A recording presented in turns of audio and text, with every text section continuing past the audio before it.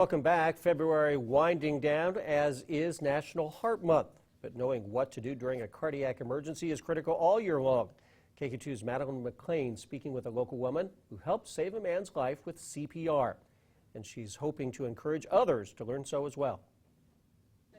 Sudden cardiac arrest claims thousands of lives every year. We never know whether it be a family member, a loved one, or somebody as you're shopping in a grocery store is going to be in need of CPR and first aid to save their life.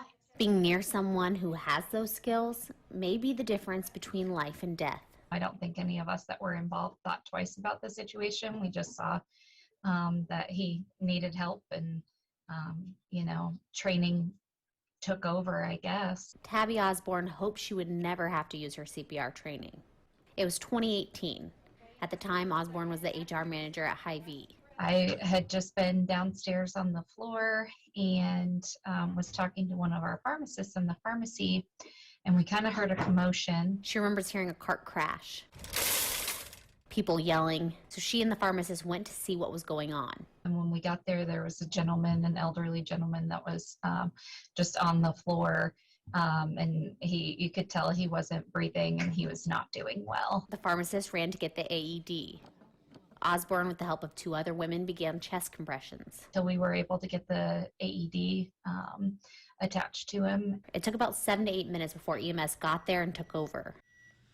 And collectively, they helped save a man's life. One of the firefighters that I had talked to after it was all over, he said that was one of the first times that he had ever arrived at a scene when bystanders had already started CPR. So that surprised me. During the pandemic, there's still ways you can get trained. The American Red Cross offers in-person and virtual options for CPR and first aid classes. The reality is that CPR and first aid is a life-saving skill that we need no matter what is going on in our world right now. Osborne says she hopes her story inspires more people to learn these skills. I just hope if that was me on the floor, that somebody who was trained was there and would jump in. Reporting, Madeline McLean, KQ2 News.